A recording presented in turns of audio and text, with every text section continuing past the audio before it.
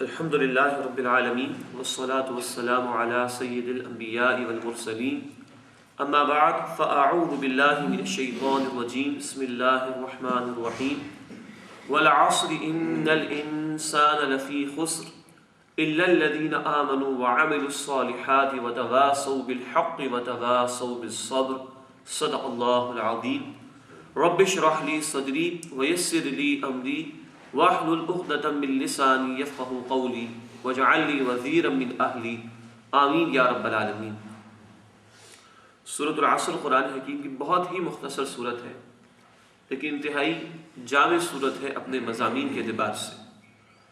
ترجمہ اس کا یہ ہے کہ اللہ سبحانہ وتعالیٰ ارشاد فرما رہے ہیں والعصر، قسم ہے تیزی سے گزرتے ہوئے زمانے کی، ان الانسان لفی خسر، یقیناً واقعتاً تمام کے تمام انسان خسارے میں، بلا شبہ خسارے میں، الا الذین آمنوا، سوائے ان کے جو ایمان لائے، وعملوا الصالحات، اور جنہوں نے نیک اعمال کیے، وتواصوا بالحق، اور مل جل کر ایک دوسرے کو حق کی وصیت کرتے رہے، وتواصوا بالصبر، اور مل جل کر ایک دوسرے کو صبر کی وصیت کرتے رہے۔ بہت مختصر صورت ہے، ترجمہ دوبارہ سماعت فرما لیجئے۔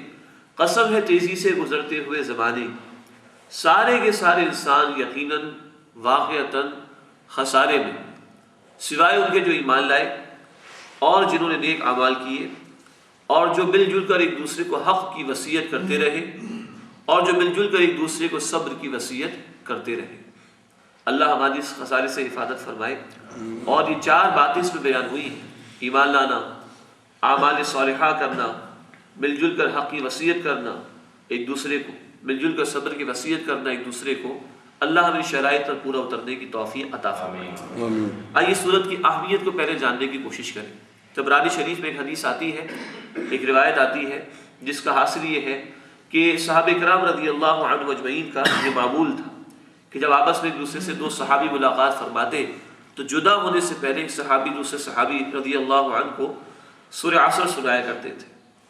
اب جدائی کے وقت بھی اہم باتیں ایک دوسرے کو یاد دہانی کرانے کی کوشش کرتا ہے، لیکن ان کے نزدیک اہم بات یہ تھی کہ جدا ہونے سے قبل ایک دوسرے کو سورۃ العصر سنایا کرتے تھے۔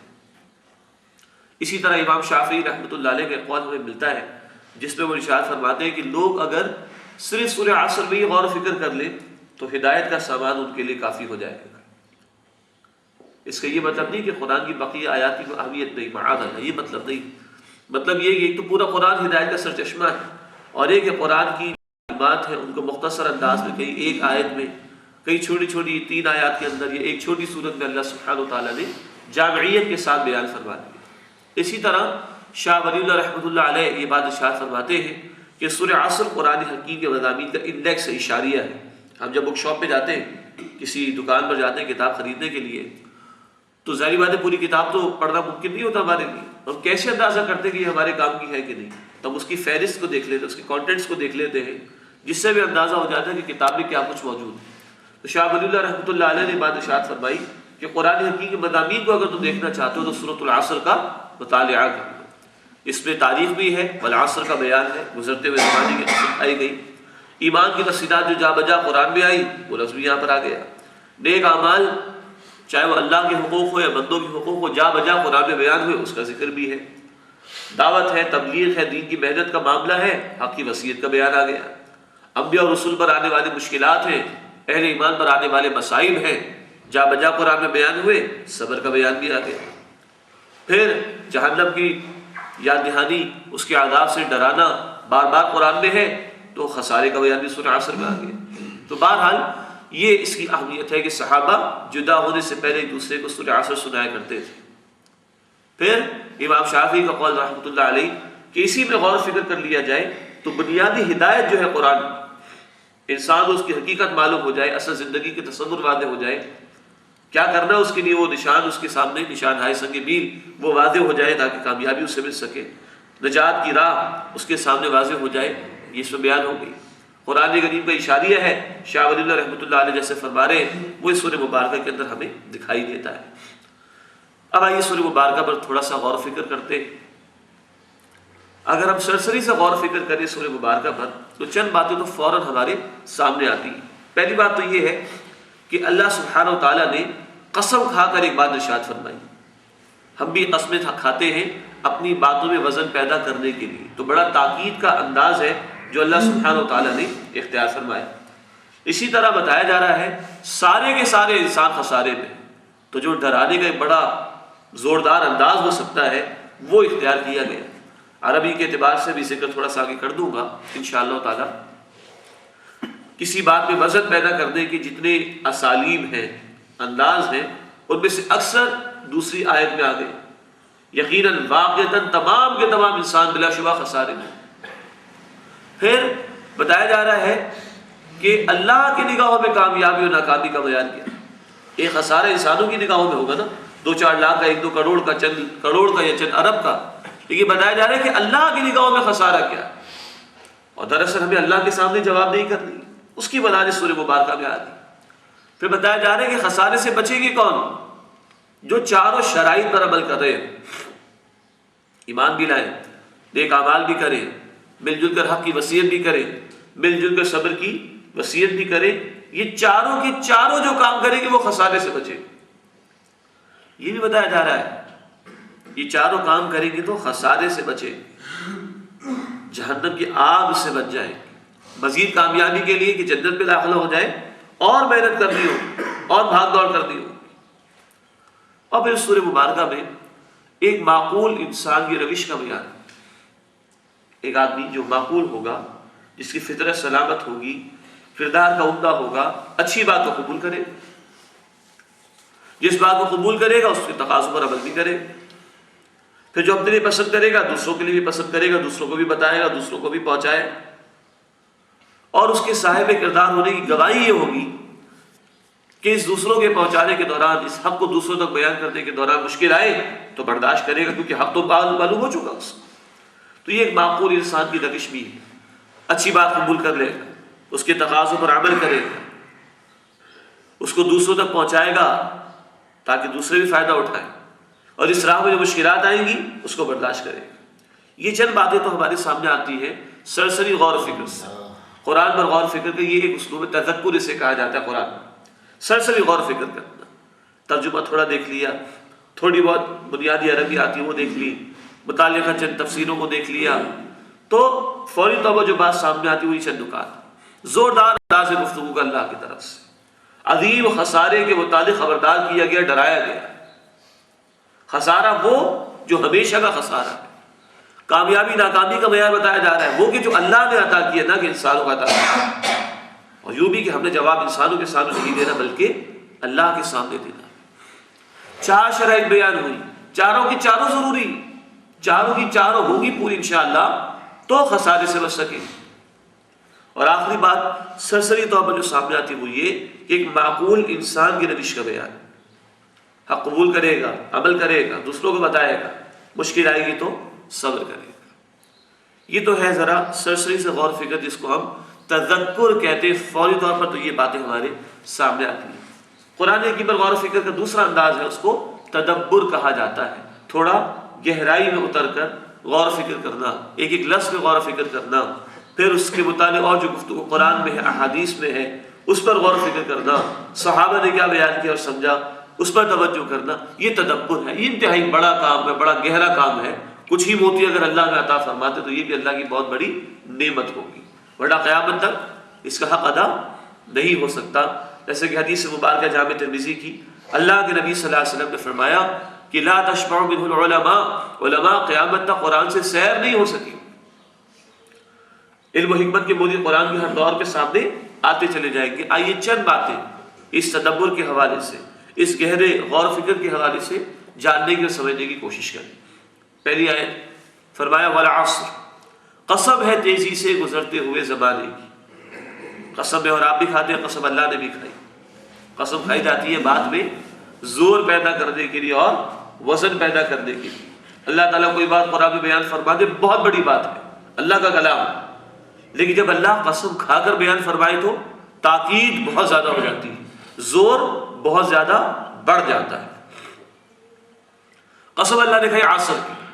عصر عربی میں زمانے کو کہتے ہیں، لیکن یہ وقت کو کہتے ہیں، لیکن وہ وقت، یہ زمانہ جو بہت تیزی کے ساتھ گزر رہا. نماز عصر کے متعلق بھی ہم جانتے ہیں کہ بہت کم وقت ہوتا ہے عصر اور مغرب کے درمیان عموماً. بڑی تیزی کے ساتھ وقت گزر جاتا ہے، اس سے کہ آپ کے کام کاج سے فارغ ہو رہا ہوتا ہے، دن بھر کی مصروفیات ختم ہو رہی ہوتی ہیں، تو عصر کی نماز کے ضائع ہونے کے امکانات یا جماعت کے ضائع ہونے کے امکانات بھی بہت زیادہ ہوتے ہیں۔ تو عصر میں وہ مفہوم شامل ہے زمانے کا جو بہت تیزی کے ساتھ گزر رہا ہو۔ کیا مطلب؟ میری اور آپ کی زندگی بھی بہت تیزی کے ساتھ ختم ہوتی چلی جا رہی ہے۔ لوگ سالگرہ مناتے ہیں، خوش ہوتے ہیں کہ ہماری سالگرہ ہو گئی ہے، حالانکہ سوچنا چاہیے کہ میری زندگی کا 1 سال کم ہو گیا ہے، میں اپنی موت سے اور زیادہ قریب ہو گیا ہوں، میں نے کیا کھویا، میں نے کیا پایا، اس کا جائزہ لینا چاہیے۔ تو یہ زمانہ بہت تیزی کے ساتھ گزر رہا ہے، میری اور آپ کی زندگی بہت تیزی کے ساتھ گزر رہی ہے۔ اس کی مثال دی گئی ہے بڑی خوبصورت ایک برف والے کے ذریعے سے۔ برف والے کا معاملہ کیا ہے؟ صبح اس نے برف خریدی ہے، مثال کے طور پہ 100 روپے کا ایک بلاک خریدا اس نے، دکان پر لے آئے بیچنے کے لیے۔ اگر دوپہر تک وہ نہ بکے گا تو کیا ہوگا؟ وہ برف پانی بن جائے گی۔ 100 روپے کا بلاک اگر لیا تھا اس نے اور دوپہر میں نہ بکا تو صرف یہ نہیں کہ 100 روپے پہ کوئی نفع نہیں ملا، بلکہ 100 روپے بھی ضائع ہو گئے نا، ڈوب گئے نا بھائی۔ اسی طور میری اور آپ کی زندگی جس دنیا میں اللہ نے عطا فرمائی، یہ لگانے اور کھپانے کے لیے ہے۔ کہاں کے لیے؟ آخرت کے لگانے کے لیے، اس کی تیاری کے لیے یہاں پر بھیجا گیا۔ ایک مشہور قول ہے، حدیث تو نہیں ہے لیکن مشہور قول ہے، الدنیا مزرعۃ الآخرہ، دنیا آخرت کی کھیتی ہے، جو یہاں بوئیں گے وہی وہاں پر کاٹیں گے۔ اس زندگی کی تیاری کے لیے یہاں وقت عطا کیا گیا، بہت تیزی کے ساتھ گزر رہا ہے۔ اگر اس زندگی کو استعمال نہ کیا، اس کو نہ کھپایا اس آخرت کی تیاری کے لیے، تو صرف ایسا نہیں کہ چلو فائدہ نہیں ملے گا، نہیں، یہ وجود بھی برباد ہو جائے گا، جہنم کی آگ کا شکار ہو جائے گا۔ اللہم اجرنا من النار، اے اللہ ہمیں آگ کے عذاب سے بچائے۔ دوبارہ توجہ کر لیجئے، آدمی نے کوئی انویسٹمنٹ کی، کوئی کاروبار شروع کیا، کوئی فیکٹری لگائی، نہیں چل سکی، تو بھائی جو فرنیچر خریدا ہوگا، دکانیں خریدی ہوں گی، جائیداد خریدی ہوگی، گاڑیاں خریدی ہوگی، اسٹاک موجود ہوگا، وہ بیچ کے کچھ پیسے تو مل جائے گا، اس کو تو مل جائے گا نا۔ برف والے کا معاملہ یہ نہیں، 100 روپے کا بلاک لیا، نہ بیچ سکا، ضائع، نہ فائدہ ملا، بلکہ اس سے بڑھ کر جو اصل زر اصل مال تھا وہ بھی ضائع ہو گیا۔ اگر اپنے وقت کو قیمتی نہ بنایا، ذمہ داری کے ساتھ زندگی بسر نہ کی، نہ صرف یہ کہ فائدہ نہیں ہوگا بلکہ یہ وجود بھی جہنم کی آگ کا نوالا بنے گا۔ اللہ اس پورے انجام سے ہماری حفاظت فرمائے۔ تو یہ جو اللہ نے قسم کھا کر یہ بات بیان فرمائی، والعصر، قسم ہے تیزی سے گزرتے ہوئے زمانے۔ ایک مراد یہ بھی دی گئی ہے، تاریخ جو گزر چکی یہ خود گواہ ہے انسان کے خسارے۔ 4 باتیں آگے آ رہی ہیں، تفصیل آئے گی۔ خسارے سے کون بچیں گے؟ جو ایمان لائے، جنہوں نے نیک اعمال کیے، جو مل جل کر ایک دوسرے کو حق کی وصیت کرتے رہے، جو مل جل کر ایک دوسرے کو صبر کی وصیت کرتے رہے۔ تاریخ بتا رہی ہے کہ جو ان شرائط پر عمل کرنے والے رہے وہ اللہ کے عذاب سے بھی بچے رہے، اللہ کے غصے سے بھی بچے رہے، اور دنیا بھی ان کو اچھے ناموں سے یاد رکھتی۔ لیکن جنہوں نے شرائط پر عمل نہیں کیا، ان تقاضوں پر عمل نہیں کیا، وہ اللہ کے عذاب کا شکار ہوئے۔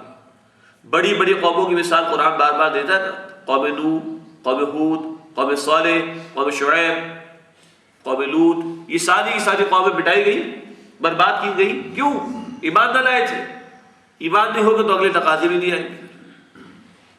آج کوئی شخص زمین پر قارون کا، فرعون کا، نمرود کا، شداد کا، ابو جہل اور ابو لہب کا نام عزت کے ساتھ دینا پسند کرے گا؟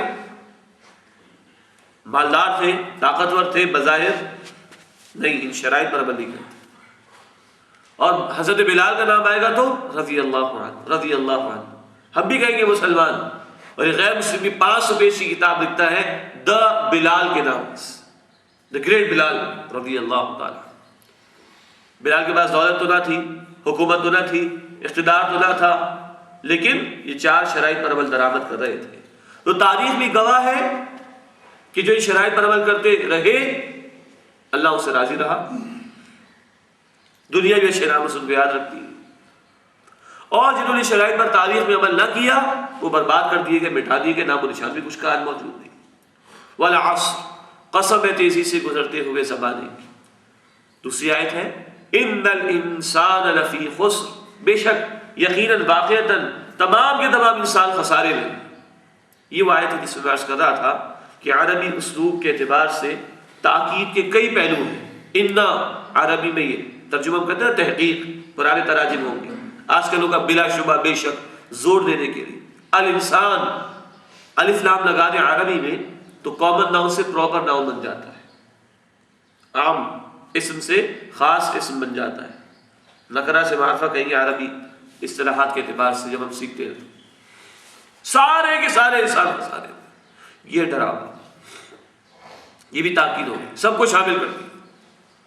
لفی میں لام پر جو زبر ہے، لام تاکید کہہ رہا تھا، یہ بھی زور دینے کے۔ خسر کا لفظ جو آیا، اکثر عربی میں جب خبر نکرہ آتی ہے تو بعض اوقات اس میں بھی مفہوم تاکید کا پیدا کیا جاتا ہے۔ بہرحال عربی کی بحث میں جائے بغیر، تفصیل میں جائے بغیر، حاصل کلام یہ ہے کہ عربی میں تاکید اور زور پیدا کرنے کے کسی کلام میں جو اسالیب اور انداز ہیں اکثر اس میں آ گئے۔ اور قسم کس نے کھائی؟ اللہ نے، زور پیدا ہو گیا، اتنے سارے اسلوب استعمال ہو گئے، زور پیدا ہو گیا، تمام کے تمام انسان واقعتاً یقیناً خسارے میں۔ خسارہ کون سا بھائی؟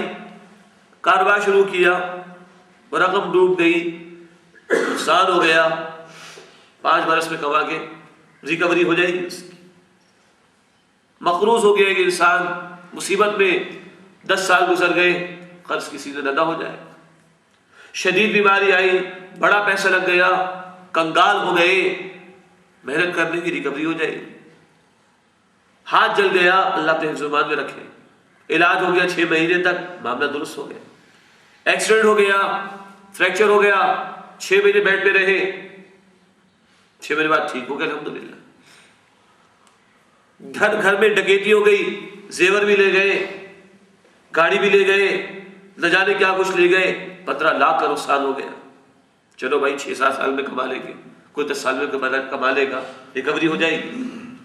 یہ دنیا کے لاسز ہیں، یہ دنیا کے خسارے ہیں، یہ دنیا کے نقصانات ہیں جو ریکور ہو سکتے ہیں۔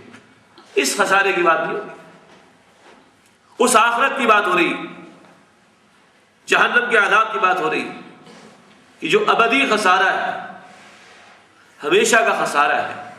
اللہم اجرنا من النار، اے اللہ ہماری حفاظت فرما، ہمیں بچا لے جہنم کی آگ سے۔ تو بے شمار معاملات میں آج ہم گھرے ہوئے ہیں، مشقتیں بے شمار ہیں، کھانے پینے کو پیٹ مانگتا ہے، لباس کی ضرورت ہے، بیوی بچوں کی ضروریات ہے، نہ میرے تو انسان اسی کو خسارہ سمجھتا ہے۔ جس کو یہ مل جائے وہ اسٹیٹس کے چکر میں رہتا ہے، ناک اونچی رکھنے کا معاملہ اس کا ہوتا ہے۔ کبھی کسی تقریب میں ایک جوڑا دوبارہ پہننا پڑ جائے تو سمجھتا ہے میں تو چھوٹا پڑ جاؤں گا۔ کچھ لوگوں کے لیے یہ خسارہ ہوگا، کچھ لوگ اس کو مشقت سمجھتے ہیں، اسی کو بڑھانے میں لگے رہتے ہیں۔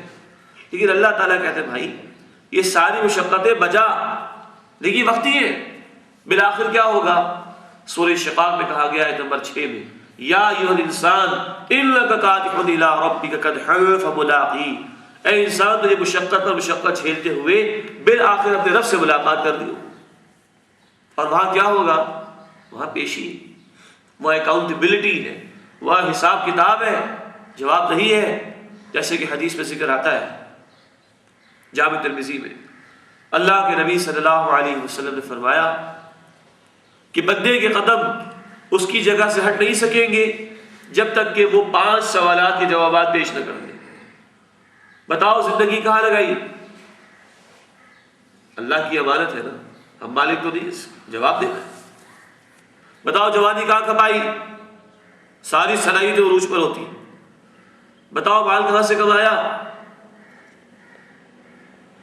بتاؤ مال کہاں خرچ کیا؟ آزاد نہیں، نہ کمانے میں نہ خرچ کرنے میں، مسلمان ہے۔ اور جو علم حاصل کیا اس پر کتنا عمل، زندگی کہاں لگائی، جوانی کہاں کمائی، مال کہاں سے کمایا، مال کہاں خرچ کیا، اور جو علم حاصل کیا اس پر کتنا عمل کیا۔ اللہ کے نبی صلی اللہ علیہ وسلم نے فرمایا بندے کے قدم نہیں ہٹ سکیں گے اس کی جگہ سے جب تک کہ ان 5 سوالات کے جوابات وہ پیش نہ کریں۔ کتنا ہی بڑا مقروض انسان ہو، موت آئے گی قرض ختم، کم از کم اس کی جان تو چھوٹ گئی نا۔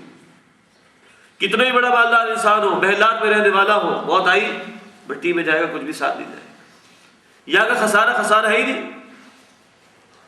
اصل تو وہاں کا معاملہ ہے۔ کیا ہے وہاں پر؟ جہنم کی آگ، نار اللہ الموقدہ، اللہ کی بھڑکائی ہوئی آگ، التی تطلع علی الافئدہ، دلوں تک پہنچ جائے گی۔ انہا علیہم مؤصدہ، وہ آگ ان میں بند کر دی جائے گی، فی عمد ممددہ، بڑے بڑے ستونوں میں۔ کئی قرآن کہتے ہیں سورہ نساء کی آیت نمبر 56 میں، جب ایک مرتبہ کھال جل جائے گی دوبارہ کھال دی جائے گی، بار بار ان کو کھال دی جائے گی تاکہ بار بار جلنے کے عذاب کو چلتے رہے۔ قرآن کہتا ہے سورہ عبس کے آخر میں، انسان دور بھاگے گا اپنے بھائی سے، اپنی ماں اور اپنے باپ سے، اپنی بیوی اور اپنی اولاد سے، ہر ایک کو ایک فکر لاحق ہو جائے گی جو باقی ساری فکروں سے اس کو آزاد کر دے گی۔ قرآن کہتا ہے سورہ معارج کے شروع میں، انسان کہے گا میرے بھائی کو بھی لے لو، میری بیوی میری اولاد کو بھی لے لو، میرے خاندان کو لے لو، زمین بھر جو کچھ تھا سب کچھ لے لو، سب کو جہنم میں ڈال دو، مجھے جہنم کے عذاب سے بچا۔ یہ اللہ کی ہے بات، وہ ہے سب سے بڑا خسارے کا معاملہ۔ قرآن کہتا ہے ذالک یوم التغابن، وہ ہے بدلے کا دن۔ اصل جیت وہاں کی جیت ہے، اصل ہار وہاں کی ہار ہے، اصل کامیابی وہاں کی کامیابی ہے، اور اصل ناکامی وہاں کی ناکامی۔ اس صورت میں ڈراوا ہی ڈراوا ہے، اس لیے جنت کے حوالے سے فی الحال گفتگو نہیں کرنا چاہتے۔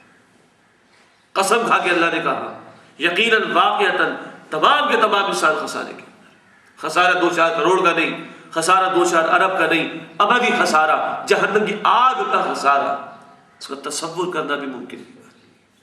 اللہم اجرنا من النار، اے اللہ ہمیں آگ کے عذاب سے بچا۔ گرمی کی شدت سے بچتے ہیں نا، اسپلٹس لگا لیتے ہیں، پنکھے چلا لیتے ہیں، ایئر کولر لگا لیتے ہیں، چولہے کی آگ میں کبھی ہاتھ نہیں ڈالتے۔ جہنم کی آگ ہمیں یاد ہے، سوچئے ہمیں ڈر لگتا ہے اس کا، ہمیں یقین ہے اس کا، ہم کیا اللہ سے معافی بھی مانگتے ہیں، دعا بھی کرتے ہیں کہ اللہ جہنم کی آگ سے بچا لے۔ اس دعا سے اندازہ ہو جائے گا ہم کتنے سیریس ہیں جہنم سے بچنے کے حوالے سے۔ دعا بھی کرتے ہیں اللہ سے، توجہ کیجیے گا، اللہم اجرنا من النار، اے اللہ ہمیں آگ کے عذاب سے بچا۔ یہ 2 آیات تو انتہائی ڈراوے پر مبنی، قسم کون کھا رہے؟ اللہ سبحانہ و تعالی، اور سارے کے سارے انسان خسارے میں، یہ شدید ڈراوا ہے۔ آخری سپارہ پڑھے، یہ ڈراوے پر مشتمل ہے، اکثر و بیشتر۔ اس ڈراوے کی انتہائی مختصر الفاظ میں یہ سورہ عصر، لیکن ہاں 3 آیت میں ایک روشنی کی امید کی کرن اللہ نے دکھا دی۔ پہلے کہا سارے خسارے میں، تو میں اور آپ تو پڑے ہوئے خسارے کے اندر، اب نکلنا ہے اس میں، بچنا ہے اس سے، تو کیا کرو؟ الا الذین آمنوا وعملوا الصالحات وتواصوا بالحق وتواصوا بالصبر۔ کون بچیں گے؟ چاروں کے چاروں کام جو کر رہے ہو، اللہ نے ان میں شامل فرمائے، سوائے وہ جو ایمان لے آئے، جو نیک اعمال کرتے رہے، جو مل جل کر حق کی وصیت ایک دوسرے کو کرتے رہے، اور جو مل جل کر صبر کی تاکید اور وصیت ایک دوسرے کو کرتے رہے۔ چاروں کام ضروری ہے بھائی، 3 پہ بھی خسارے سے نہیں بچیں گے، 2 پر بھی خسارے سے نہیں بچیں گے، چاروں کے چاروں ہوں گے تو انشاءاللہ تعالی خسارے سے بچ سکے۔ اب یہ چاروں شرائط ہیں، آئیے تھوڑی سی وضاحت اس کی بھی سمجھ لیں۔ ایمان، الحمدللہ مسلمان ہیں، جانتے بھی ہیں کن کن باتوں پر ایمان ہمیں رکھنا چاہیے، لیکن فرق ایک ہے جاننا اور ایک ہے ماننا، یا یوں کہہ لیں ایک ہے اقرار کر لینا زبان سے اور ایک ہے تصدیق کرنا دل سے۔ بچپن میں پڑھتے تھے نا ایمان مجمل، اقرار باللسان اور تصدیق بالقلب، اللہ کو دونوں مطلوب، لیکن اکثر و بیشتر آج اکثریت ہماری، ہم سمیت اس لیے مسلمان ہیں کہ مسلمانوں کے گھر میں پیدا ہوتے ہیں، اسی لیے بے عملی بھی معاشرے میں موجود ہے۔ جیسے ہندو اپنی کتاب نہیں پڑھتا، مسلمان اپنی کتاب نہیں پڑھتا، بس مسلمان اس لیے مسلمان کہ مسلمان کے گھر میں پیدا ہو گیا، اور ہندو اس لیے ہندو کہ ہندو کے گھر میں پیدا ہو گیا۔ نہیں، اللہ تعالیٰ مطالبہ کرتے ہیں سورہ نساء کی آیت نمبر 136 میں 136 میں، یا ایھا الذین آمنوا آمنوا باللہ ورسولہ، اے وہ لوگوں جو ایمان لائے ہو، ایمان لاؤ اللہ پر اور اللہ کے رسول صلی اللہ علیہ وسلم۔ عجیب انداز ہے نا، ایمان والو اللہ اور رسول پر ایمان لاؤ۔ کیا مطلب؟ یہ زبانی اقرار کافی نہیں، پیدائشی طور پر جو تمہیں اسلام مل گئی کافی نہیں، حقیقی ایمان قبول کرو جو دل کی گہرائیوں میں ہو۔ آخرت کے فیصلے اسی حقیقی ایمان کی بنیاد پر ہو۔ آپ جانتے ہیں کہ منافقین کو مسلمان مانا گیا ہے، لیکن قرآن کہتا ہے سورہ نساء کی آیت نمبر 145 میں وہ جہنم کے نچلے ترین گڑھے میں ہوں، اس لیے کہ لم تؤمن قلوبہم، ایک اور جگہ کہا گیا ان کے دل ایمان نہیں لائے۔ تو اللہ ہمیں دل کی گہرائی والا یقین والا ایمان عطا فرمائے۔ کہاں سے ملتا ہے؟ قرآن سے ملتا ہے۔ سورہ انفال کی آیت نمبر 2 میں کہا گیا ہے، سورہ توبہ کی آیت نمبر 124 میں کہا گیا ہے، سورہ شورى کی آیت نمبر 52 میں بتایا گیا ہے ایمان قرآن سے بڑھتا ہے۔ سمجھ کر پڑھیں گے قرآن حکیم کی محافل میں بیٹھیں گے تو انشاءاللہ ایمانی حرارت بھی ملے گی۔ یہ ملتا ہے نیک لوگوں کی محفلوں سے، اچھے لوگوں کے ساتھ اٹھیں گے بیٹھیں گے، اچھے اثرات ہمارے اندر پیدا ہوں گے۔ اور سب سے اچھے اللہ کے رسول ہیں صلی اللہ علیہ وسلم، ان کی زندگی پڑھیں گے، ان کی سیرت پڑھیں گے، ان کے صحابہ کی زندگیاں پڑھیں گے، ان کی سیرتوں کا مطالعہ کریں گے تو حرارت ایمان انشاءاللہ تعالی ملے گی۔ یہ پہلی بات۔ ایمان زبان والا کافی نہیں، شعور کی سطح والا، غور و فکر سے حاصل کیا جانے والا، دل کی گہرائیوں میں اتر جانے والا ایمان مطلوب ہے، ملتا ہے قرآن سے، نیک لوگوں کی سیرت کے مطالعے سے، اللہ کے نیک بندوں کی صحبت اختیار کرنے سے۔ اللہ ہمیں اس کی توفیق عطا فرمائے۔ اور یہ مستقل محنت ہے بھائی، خسارہ مستقل سر پہ سوار ہے نا، اور اس خسارے سے بچنے کی محنت مستقل موت کے آنے تک ہے نا، تو ایمان کی حفاظت اور ایمان کو بڑھانے کی محنت بھی مستقل۔ دوسری بات، وعملوا الصالحات، اور جنہوں نے نیک اعمال کیے۔ جب ایمان دل میں ہوگا تو عمل واقعتاً نیک ہوگا۔ ہاں ایمان زبان تک ہو، اکثریت آج ہماری مسلمان ہے نا، لیکن اکثریت آج ہماری بے نمازی بھی ہے۔ ایک مثال دے دو فقط، کیوں؟ آخر دل میں ایمان موجود نہیں، لیکن ایمان جب دل میں ہوگا تو عمل لازماً درست ہوگا انشاءاللہ۔ ہو ہی نہیں سکتا کہ ایمان دل میں اور عمل درست ہو، سوال ہی پیدا نہیں ہوتا۔ اسی کہ آپ نے جس چیز کو دل سے مانتا ہے، عمل اس کا ثبوت پیش کر۔ آسان الفاظ میں یہ کہ حقوق اللہ بھی ادا کرتے اور حقوق العباد بھی ادا کرنے، اور عمل ہمارا نیک کب ہوگا؟ اس میں 3 شرائط ہیں۔ نمبر 1 یہ ہے، جو عمل کرے نیت اللہ کو راضی کرنے کی، جو عمل کرے شریعت کے مطابق ہو، خلاف نہ ہو جائے، جو عمل کرے وہ اللہ کے رسول کی سنت کے مطابق ہو، اس کے خلاف نہ ہو جائے۔ تو نیت کی درستگی بھی لازم ہے۔ جو عمل کرے وہ شریعت کی تعلیم کے مطابق ہو، یہ نہ کہ آدمی یہ نیت کرے کہ میں مسجد سے جوتیاں چوری کروں اور بازار میں جا کے بیچ دوں اور کسی غریب کو کھانا کھلا دوں۔ نیت تو بہت اچھی ہے لیکن عمل شریعت کے خلاف ہو گیا۔ تیسری شرط یہ ہے، سنت کے مطابق رکھا جائے عمل کو، خلاف نہ کیا جائے۔ آدمی کا دل چاہ رہا ہے کہ ابھی تو فجر کی نماز میں تاخیر ہے، چلو میں 2 کے بجائے 4 رکعتیں پڑھ لوں سنت کی، تو صحیح ہوں گی؟ وہ صحیح نہیں ہوگی۔ اسی کہ اللہ کے نبی نے 2 پڑھ کر دکھائی صلی اللہ علیہ وسلم۔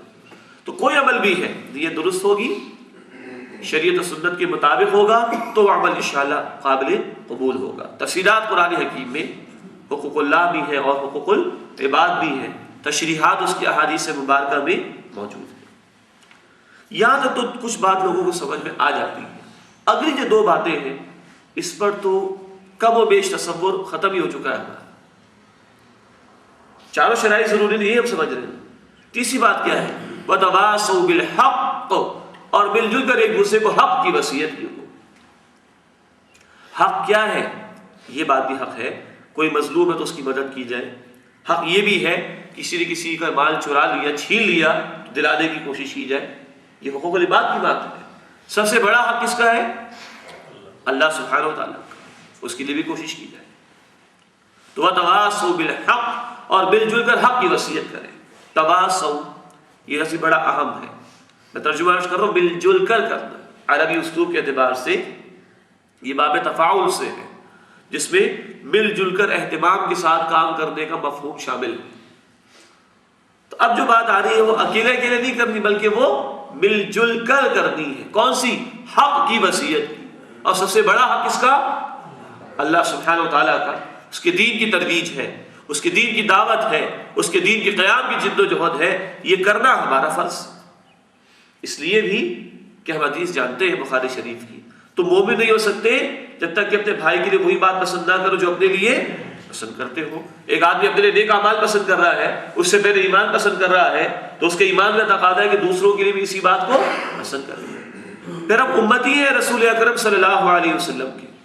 صحیح بھائی، ہمارا ایمان ہے کہ نبوت نبی صلی اللہ علیہ وسلم پر ختم ہو گئی، اب آگے انسانیت تک اللہ کا پیغام کون پہنچائے گا؟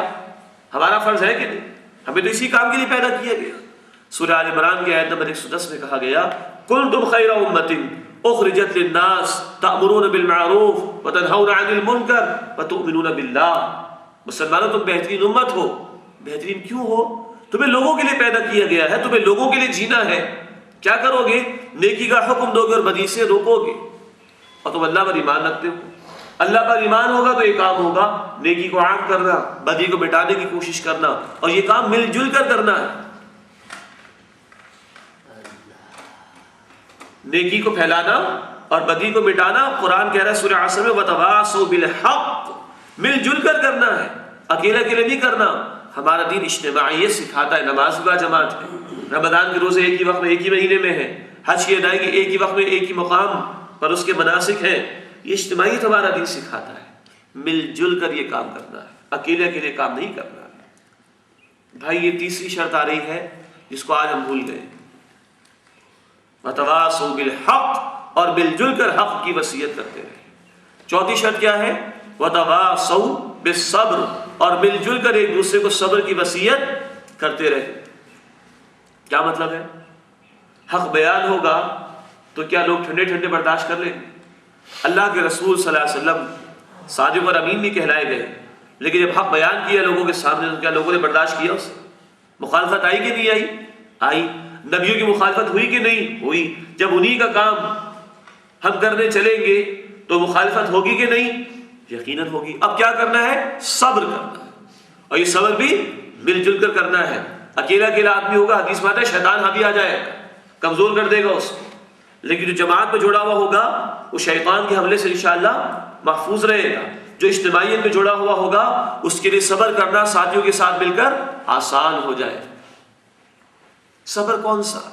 ایک صبر وہ ہے جو حادثات آ جاتے ہیں، بیماری آ جاتی ہے، نقصانات ہو جاتے ہیں، تکلیفات آ جاتی ہیں، ان پر بھی صبر کرنا ہے۔ یہ بھی اللہ کی تعلیم ہے، یہ بھی قرآن و سنت کی تعلیم ہے۔ لیکن یہاں کون سا صبر؟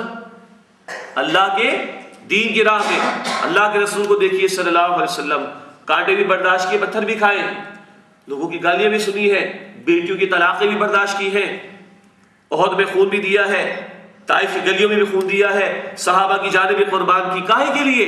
حق کی وصیت کے دوران یہ ساری مشکلات اور مصائب آئے ہیں، آپ نے صبر کیا۔ یہ صبر مجھے اور آپ کو بھی کرنا ہوگا جب یہ کام کرنے نکلے۔ یہ چار شرائط: ایمان زبان سے آگے بڑھ کر دل والا، نتیجتاً جب دل میں ایمان ہوگا تو عمل لازمت درست ہوگا، یہ ہو نہیں سکتا کہ دل میں ایمان اور عمل درست نہ ہو۔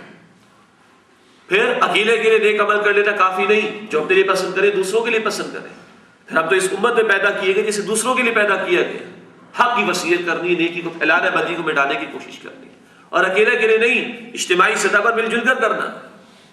اور جب یہ کام ہوگا تو مشکلات تو آئیں گی، مصائب تو آئیں گے، اس کو جھیلنا ہے، برداشت کرنا ہے۔ مشکلات اور مصائب صرف بیماری اور کاروباری والے نہیں، کاروباری معاملات والے مصائب، مشکلات اور کاروبار کے نقصانات نہیں، مصائب و مشکلات وہ جو اللہ کے دین کی راہ میں ہمیں پیش ہے۔ ان چار شرائط کو اگر آپ سمجھنا چاہیں تو اللہ کے رسول کی زندگی سامنے رکھ لیجیے صلی اللہ علیہ وسلم۔ آپ کی زندگی کامل تفسیر ہے ان چار شرائط کی۔ اللہ کی طرف سے کتاب نازل ہوئی، آپ نے اسے قبول تو کر رہی تھا، آپ تو رسول تھے اللہ کے، پہلے دن سے سنانا شروع کر دیا۔ کس کو سنایا پہلے دن؟ خدیجہ الکبریٰ رضی اللہ عنہا، وہ بھی مان لے آئی، اور ایک رائے کے مطابق پہلے دن سے نماز بھی آ گئی تو نماز بھی شروع، اعمال بھی شروع ہو گئی۔ جو آ رہا ہے خود عمل کر رہے ہیں، قریبی لوگوں کو پہنچا دے، خدیجہ کو پہنچایا، دوستوں میں ابوبکر صدیق کو پہنچایا، غلاموں میں زید کو پہنچایا، اور اسی طرح ساتھیوں میں علی کو پہنچایا رضی اللہ عنہ اجمعین۔ جب لوگوں کے سامنے مزید دعوت رکھنا شروع کی تو برا بھلا کہا، بیٹیوں کو طلاق ہو گئی، جیسے کہ میں نے عرض کیا ابھی تھوڑی دیر پہلے، سب برداشت کیا۔ تو ایمان بھی ہے، نیک اعمال خود بھی کر رہے، دوسروں کو حق کی وصیت بھی دے رہے، اجتماعیت بھی قائم کی، صحابہ کو جوڑا، اور جب مصائب آئے آپ نے بھی برداشت کیا، آپ کے صحابہ نے بھی برداشت کی۔ اس سورہ عصر کی یہ 4 شرائط کی کامل تفسیر ہے جناب نبی اکرم صلی اللہ علیہ وسلم۔ ان کی زندگی کے رخ کو دیکھیں گے تو انشاءاللہ تعالی سورہ عصر ہمیں سمجھ میں آ جائے گی۔ والعصر، قسم ہے تیزی سے گزرتے ہوئے زمانے کی، ان الانسان لفی خسر، یقیناً واقعاً تمام کے تمام انسان بلا شبہ خسارے میں۔ اللہ اس خسارے کا یقین ہمیں عطا فرمائے اور اس سے بچنے کی محنت کرنے کی آج توفیق عطا فرمائے، اس سے پہلے کہ آنکھیں بند ہو جائیں۔ کیسے بچیں گے؟ الا الذین آمنوا، سوائے وہ جو ایمان لائے، وعملوا الصالحات، اور جنہوں نے نیک اعمال کی، وتواصوا بالحق، اور مل جل کر ایک دوسرے کو حق کی وصیت کرتے رہے، وتواصوا بالصبر، اور مل جل کر ایک دوسرے کو صبر کی وصیت کرتے رہے۔ یہ چاروں کے چاروں کام کریں گے، بیک وقت کریں گے، وہ اللہ کے ہاں خسارے سے بچ سکیں گے۔ مزید محنت ہوگی تو انشاءاللہ جنت میں بھی داخلہ ہوگا۔ اللہم انا نسألک جنت الفردوس، اے اللہ ہم تجھ سے جنت الفردوس کا سوال کرتے ہیں، لیکن یہ محنت یاد تو رہے ہم۔ آج ہمارا ایمان کہاں ہے، ہمیں اس کا جائزہ لینا ہے۔ ہم اس کو بڑھانے کی کتنی فکر کر رہے ہیں، ہمیں اس کا جائزہ لینا چاہیے۔ ہمارے نیک اعمال کی کیفیت کیا ہے، ہمارے اعمال میں اللہ کی نافرمانی تو شامل نہیں، ہمیں اس کا جائزہ لینا چاہیے۔ ہم اجتماعیت میں جڑے ہوئے ہیں کہ نہیں، حق کے بیان کی کوشش کر رہے ہیں کہ نہیں، اپنی ذات سے آگے بڑھ کر اپنے گھر والوں کی فکر، اپنے دوست احباب رشتہ داروں کی فکر، یہاں تک کہ پوری انسانیت اور امت کی فکر، ہمیں اس کی فکر کر رہے ہیں کہ نہیں کر رہے، اور مل جل کر رہے ہیں کہ نہیں کر رہے۔ اس راہ میں آگے بڑھیں گے، اس راہ میں جب مشکلات آئیں تو کیا صبر کے لیے تیار ہیں، یا کچھ کام کر بھی رہے ہیں تو لوگوں کی طرف سے آنے والے کامنٹس، لوگوں کی طرف سے آنے والی باتوں سے کہیں پریشان تو نہیں ہے؟ اس کا ہمیں جائزہ لینا ہے۔ یہ ہے اللہ کا معیار کامیابی ناکامی کا، اللہ کی نگاہوں میں یہ راہ نجات ہے۔ اللہ اسے کہتا ہے کہ جو یہ 4 شرائط لے کر آئے گا وہ میرے ہاں کامیاب ہے۔ باقی دنیا کی زندگی متاع الغرور ہے، قرآن کہتا ہے دھوکہ ہے، اس کے سوا کچھ نہیں۔ اصل وہاں کا معاملہ ہے، اس کا یقین اللہ ہمیں عطا فرمائے اور اس کی تیاری کے اللہ ہمیں توفیق عطا فرمائے۔ صحابہ کے معمول کی طرح میں بھی آخر میں آپ کو سنا رہا ہوں دوبارہ، والعصر، قسم ہے تیزی سے گزرتے ہوئے زمانے کی، ان الانسان لفی خسر، یقیناً واقعتاً بلا شبہ تمام کے تمام انسان خسارے میں ہیں، الا الذین آمنوا، سوائے ان کے جو ایمان لائے، وعملوا الصالحات، اور جو نیک اعمال کرتے رہے، وتواصوا بالحق، اور جو مل جل کر ایک دوسرے کو حق کی وصیت کرتے رہے، وتواصوا بالصبر، اور مل جل کر ایک دوسرے کو صبر کی وصیت کرتے رہے۔ ایک نقطہ رہ گیا مختصراً، صبر کا مرحلہ نہیں آ رہا تو اس کا مطلب ہے کہ حق کے بیان میں کچھ کمی ہو رہی، حق بیان ہی نہیں ہو رہا، اس کا مطلب ہے نیکی ہماری واقعتاً نیکی نہیں ہے، اور اگر نیکی نہیں ہو رہی، نیک اعمال ہی نہیں ہو رہے تو شاید ایمان ہی نہیں ہے۔ اللہ ہمیں جائزہ لینے اور 4 شرائط پر عمل کرنے کی توفیق عطا فرمائے۔ وآخر دعوانا ان الحمد للہ رب العالمین۔ جزاکم اللہ خیر۔